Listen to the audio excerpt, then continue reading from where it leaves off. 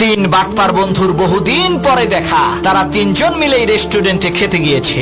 একজন রেস্টুরেন্টে ঢুকে ওয়াশরুমে চলে গেল, বাকি দুইজন বসে আলাপ করছে। প্রথম বন্ধু বলল, দোস্ত তোমার বাচ্চা কাচ্চা কয়জন? দ্বিতীয় বন্ধু বলল, দোস্ত আমার একটাই ছেলে, সে আমার মতোই বুদ্ধিমান। দামি একটি গাড়ি গিফট করে বিরাট বড় লোকের এক মেয়েরে পটাইছে। কোনো মতে বিয়েটা হয়ে গেলেই মেয়ের বাবার সমস্ত সম্পত্তি আমার। তখন প্রথম বন্ধু বলল, দোস্ত আমার ছেলেরও তো একই অবস্থা, সেও বিশাল বড় লোকের একমাত্র মেয়েরে পটাইছে।